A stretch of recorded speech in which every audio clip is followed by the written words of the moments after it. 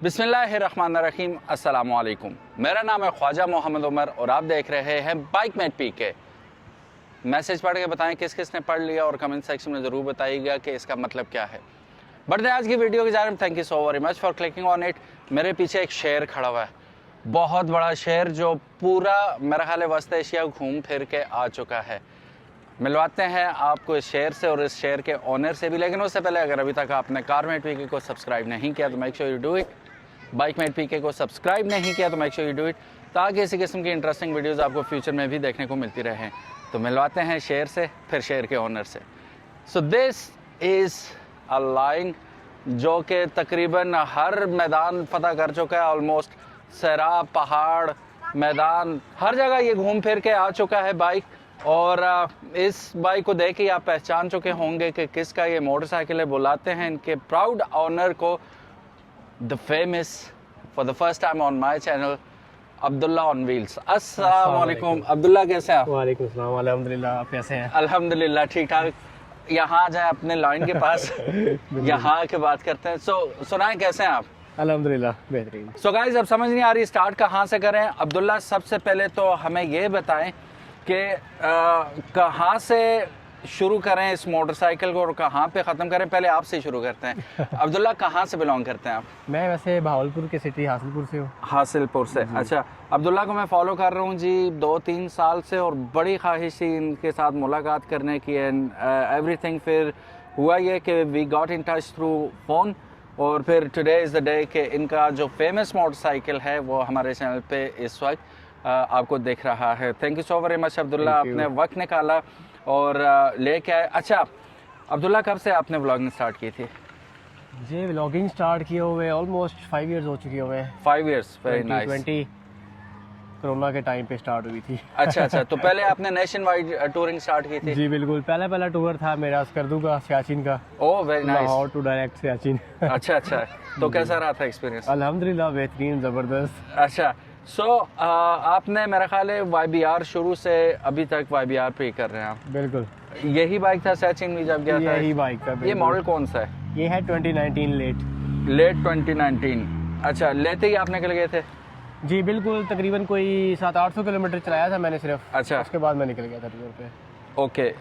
तैयारी क्या क्या की थी उस टूर के लिए, या उस वक्त पता नहीं था बस निकल गए थे? उस टूर पे तो कुछ भी नहीं था, एक हाइकिंग वाला बैग था और नेकेड बाइक थी, एक चार्जर लगाया था मोबाइल, इसके लिए मोबाइल चार्ज करने That's all. ओके।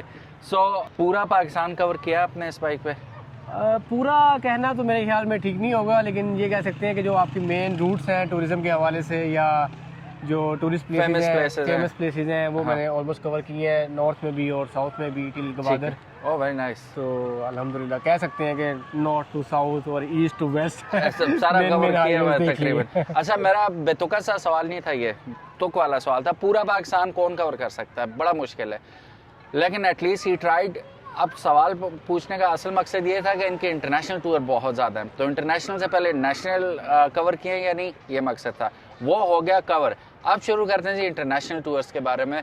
अब्दुल्ला, सबसे पहला इंटरनेशनल टूर आपने कब किया था और किस कंट्री का किया था? सबसे पहला इंटरनेशनल टूर मेरा था 2023 में। ओके। और ईरान और अफ़गानिस्तान इसमें मैंने कवर किया था और टोटल इसमें अराउंड 14,500 किलोमीटर्स और 78 डेज। ओह, बड़ा लंबा टूर था ये। जी बिल्कुल, बहुत लंबा टूर था और YBR पे ही किया था।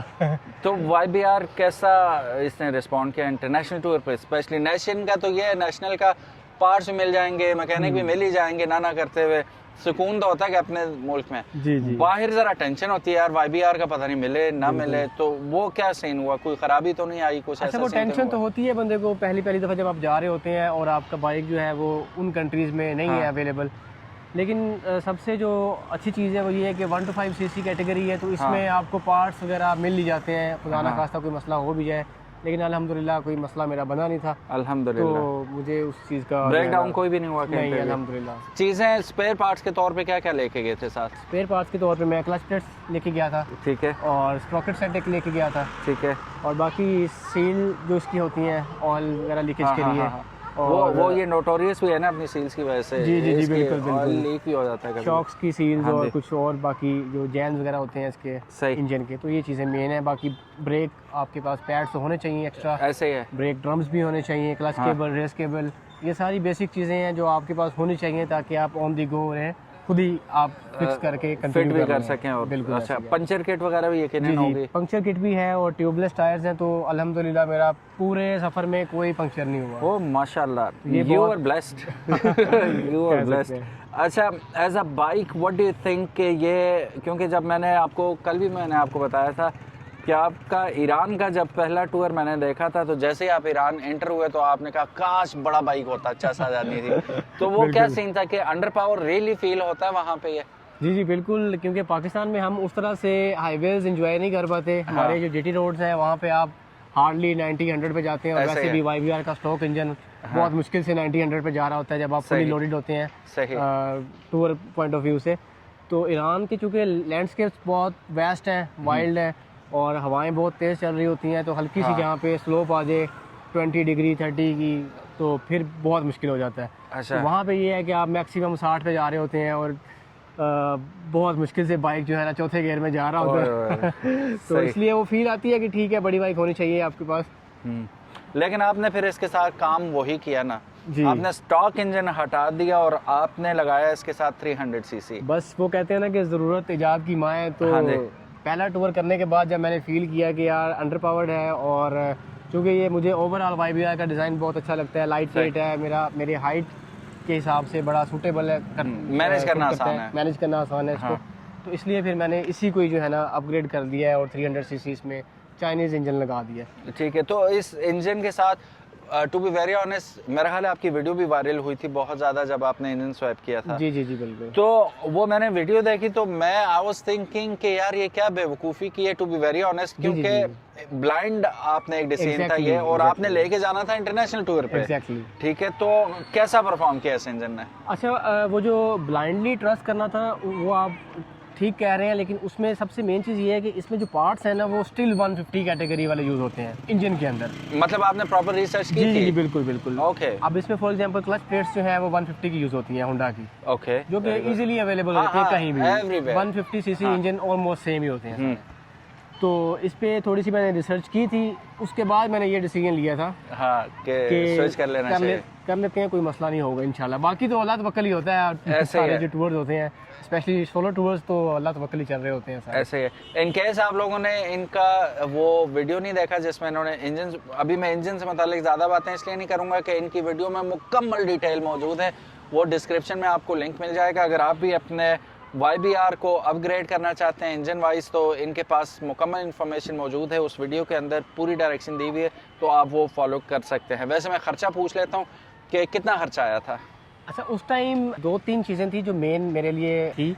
वो ये थी कि उस टाइम पे ऑप्शंस भी नहीं थी। हाँ, अभी आपके पास ऑप्शंस आना शुरू हो गई हैं 250 सीसी में, और बजट फ्रेंडली जो है ऑप्शंस हैं हमारे पास। तो उस टाइम पे मेरा ये इसका खर्चा ऑलमोस्ट कोई 2,90,000 पे हुआ था, for engine and fitting and exhaust and और जो भी उसके वो बेंडिंग्स हैं वो ठीक है बनाने में।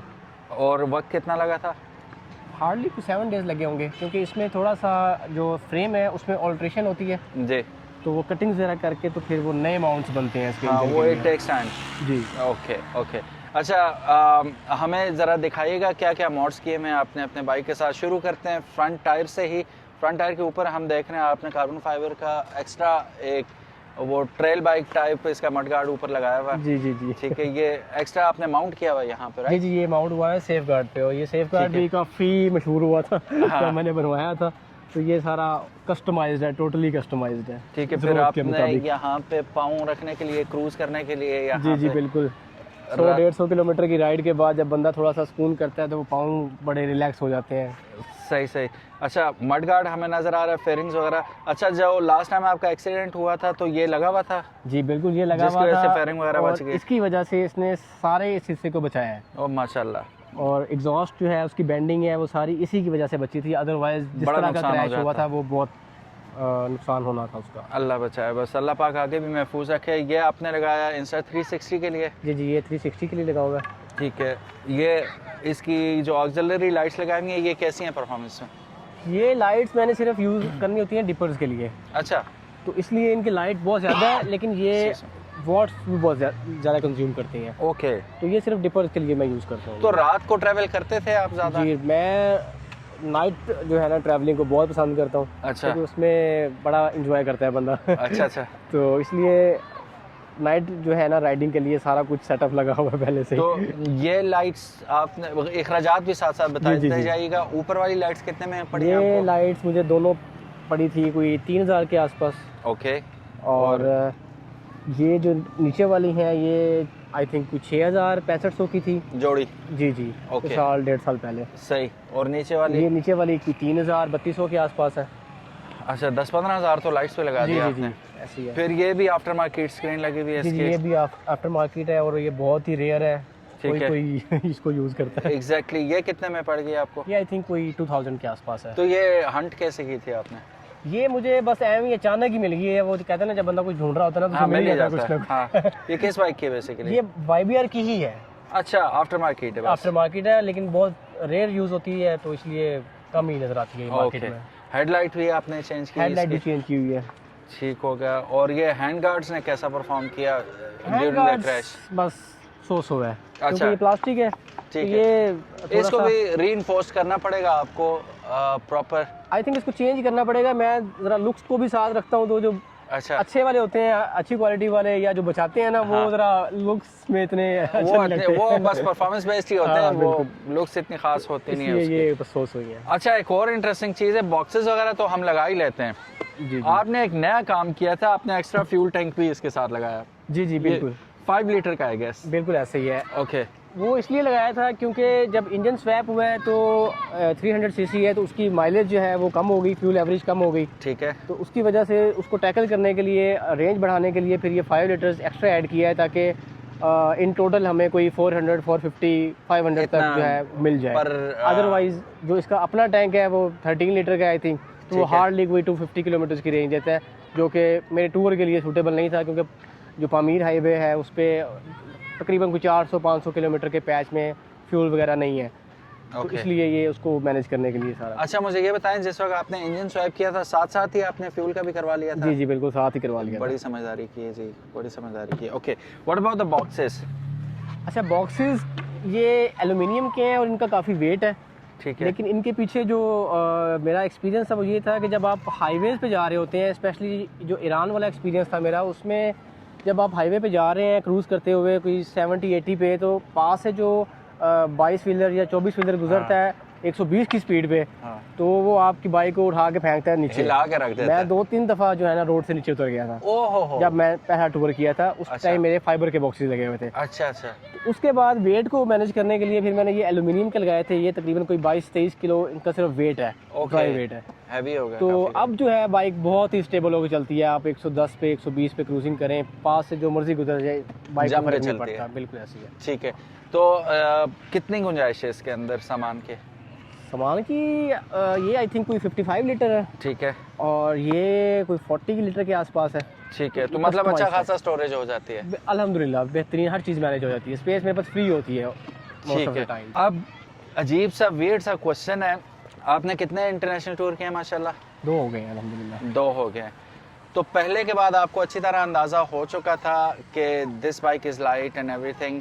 अब अखराजात की हम बात करें तो इंजन समेत ना करते हुए मिसलेनियस को छोड़ के 4 लाख तो आप लगा चुके हैं। 4 लाख लग गए ठीक है। आराम से। तो व्हाई डिडंट यू थिंक के अपग्रेड ही कर लेता हूँ, कोई प्रॉपर बाइक, बड़ा बाइक ले लेता हूँ? तो वो आपके जहन में नहीं आई बात, या आई होगी यकीनन? अच्छा, तो ख्यालात तो आते हैं बिल्कुल। हाँ। मेरे जो 2 मेन कंसर्न है ना इंटरनेशनल टूरिंग के हवाले से, वो ये है कि जब आपके पास बड़ी बाइक होती है ना, हाँ, ये मेरा पर्सनल ओपिनियन है, आप Okay. इससे वो कर सकते हैं इख्तिलाफ। डिफर कर सकते हैं। बिल्कुल। तो बाइक जो मैकेनिकली सिंपल होगी ना, हम्म, वो आपको कहीं भी जलील नहीं करेगी, ख्वार ही नहीं होगी ख्वार उसमें। नहीं करेगी। अच्छा अच्छा। बड़ी बाइक में जो इलेक्ट्रिकल सिस्टम है वो बहुत ज़्यादा होते हैं, इलेक्ट्रॉनिक्स बहुत ज़्यादा होते हैं, हाँ, तो sensors हल्का सा बहुत भी होते हैं। सेंसर्स बहुत ज़्यादा होते हैं। हाँ। तो ये कदा फ्यूज़ भी उड़ गया ना तो आप समझें कि वो वहाँ बैठ जाएंगे। हाँ, तो आपको फिर लोड किए बगैर और किसी मेन सिटी में जाए बगैर आपका गुजारा नहीं चलेगा। ऐसा ही है। अब इसमें चूंकि हर चीज़ बिल्कुल सिंपल है, हम्म, और इवन कि ये जो 300 सीसी है ये बिल्कुल 150 सीसी के पैटर्न पे बना हुआ है। ज़ाहिर है वो और parts ही मोस्टली इसमें वो लग मुझे रहे हैं। इसका काम हल्का फुल्का खुद भी आता है। अच्छा। मुझे चीज़ों की समझ है। Very nice. तो उस टेंशन से बचने के लिए मैं ये समझता हूँ कि भाई आपके पास बाइक सिंपल होनी चाहिए ताकि उसको आप इजीली मैनेज कर सकें। मतलब काम वो करे बंदा जो खुद भी संभाल ले और रास्ते में ख्वारी बोझ भी भी ना ना बने, बिल्कुल ऐसे ही है। हो। ओके, सो कौन सा आपका टूर जो है आप समझते हैं कि यार I would like to go again over there?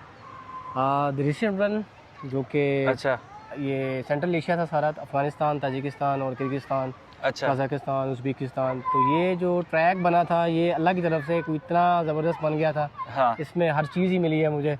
अच्छा तो इस पे मैं दोबारा जाना चाहूँगा क्योंकि लास्ट टाइम कुछ वीज़ाज़ की वजह से लेट हो गया था मैं, तो वो जो समर वाला सीज़न है ना वो थोड़ा सा गुजर गया था। अच्छा तो ये जो सेंट्रल एशिया सारा ये तो है ही समर के लिए है, जब आप ग्रीन सारा देखते हैं माउंटेन्स वगैरह और प्लेन्स वगैरह। तो इसको मैं दोबारा इंशाल्लाह करूँगा समर्स के अकॉर्डिंग। अच्छा, जो लोग मेरी तरह टूरिंग के शौकीन हैं, आपको देख के हम लोगों को हिम्मत मिलती है ये कर सकते हैं, तो व्हाई नॉट वी, ठीक है। उनके लिए क्या मशवरा है कि सर्दी या गर्मी, ऑफ कोर्स ये पर्सनल एक चॉइस होती है, सर्दी में जाएं या गर्मी में जाएं। आपने मेरे ख्याल है दोनों सीजन कर लिए जी हैं, जी मैंने दोनों सीजन। तो हार्डेस्ट कौन सा है?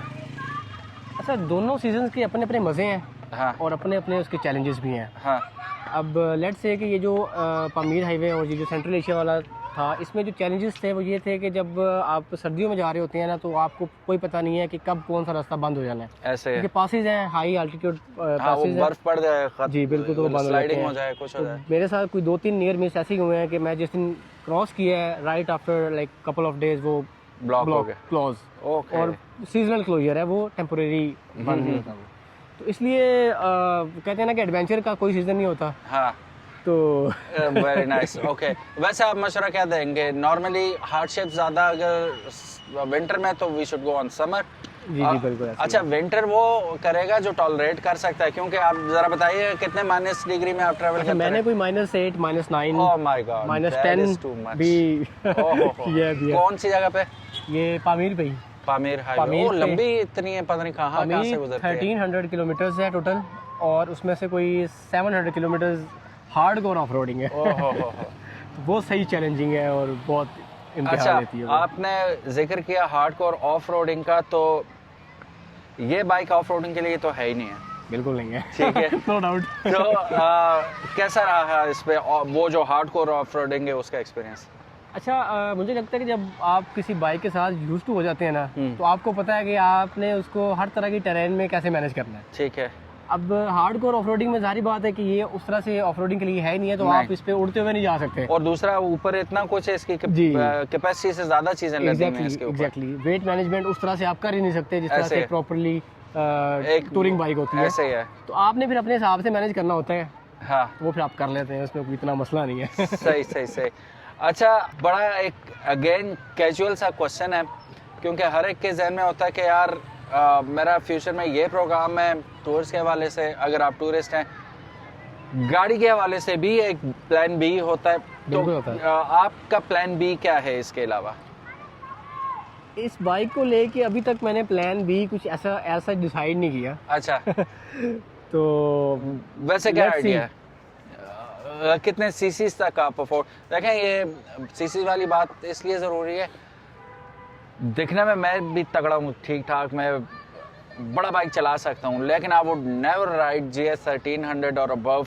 1000 सीसी से ऊपर वो ना तबीयत मानती है और ना स्किल्स हैं, सीधी बात है भाई, ठीक है। I would never buy any German bike और इस तरह के बड़े adventure bike, no, I would never do that.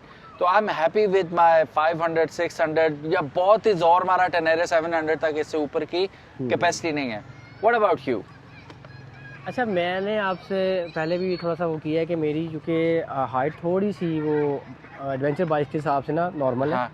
तो उसको मैनेज करना, चूँकि मैं तकरीबन कोई 3-4 दफ़ा गिरा हूँ इसी लास्ट अच्छा। टूर पे ना। अच्छा। तो अब मुझे लगता है कि जब तक आपके पाँव पूरे नहीं लगते ना ज़मीन पे, तो आप नहीं कर सकते। वैसे भी मुझे ऑफ रोडिंग ज़्यादा पसंद है। अच्छा, तो ऑफ रोडिंग में तो आपके पाँव संभालना मुश्किल हो जाता है, बहुत अगर ज़रूरी पाँव ना होती है लगे लगना नीचे। हाँ, तो जो बड़ी बाइक्स है ना उसमें मुश्किल हो जाता है मैनेज करना, और वो तो वो चैलेंजिंग, वो उल्टा अपने सर पे एक और जी, बिल्कुल ऐसे ही है। टेंशन लेने वाली बात है। अच्छा, आजकल अफगानिस्तान और पाकिस्तान के हालात आपको पता ही है, जी, जी। ठीक है, लेकिन जिस वक्त आप गए थे तब भी टेंशन्स थी, जी तो बिल्कुल ऐसे ही है। कैसा ट्रीट किया था वहाँ पे लोगों ने आपको?